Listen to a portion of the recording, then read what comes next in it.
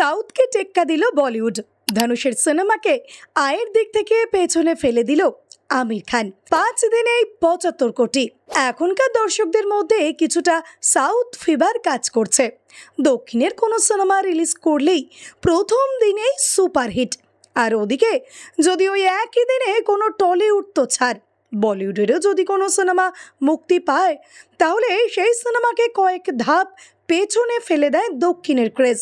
কিন্তু এবার ঠিক উল্টো ঘটনাই ঘটতে দেখা গেল।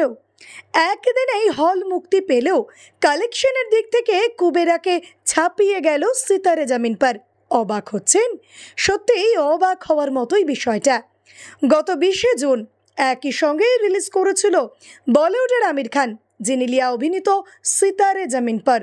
আবার অন্যদিকে তেলেগু ভাষায় মুক্তি পেয়েছিল ধনুষ, নাগার্জুন এবং রশ্মিকা মান্দানা অভিনীত সিনেমা কুবেরা। সাউথের সিনেমার এখন যা ক্রেজ, তাতে করে প্রথমে ধারণা করা হয়েছিল এই কুবেরাই হয়তো হিট হয়ে যাবে, কিন্তু না, বাস্তবে দেখা গেল এক অন্য ছবি। কুবেরা নয়, দর্শক পছন্দ করেছে সিতারে জামিন পরকে। স্নায়ু রোগে আক্রান্ত বহু মানুষকে নিয়ে তৈরি এই সিনেমায় মনে ধরেছে দর্শক মহলের। আর তার ফল দেখা গেল বক্স অফিস কালেকশনে। মাত্র 5 দিনেই এই সিতারে জামিন পারের কালেকশন পৌঁছে গেল বিরাট অঙ্কের ঘরে। আয় করল 75 কোটি টাকা।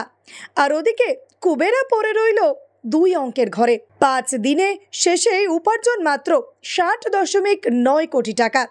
এতেই বোঝা গেল মানুষ কতটা ভালোবাসা দিয়েছে এই সিনেমাকে।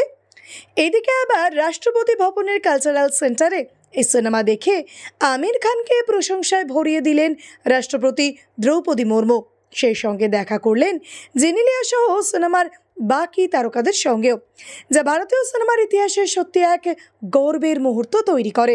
ভিডিওটি ভালো লেগে থাকলে অবশ্যই লাইক, শেয়ার, সাবস্ক্রাইব করবেন আর কমেন্টে অবশ্যই জানাবেন আপনি কোথা থেকে দেখছেন।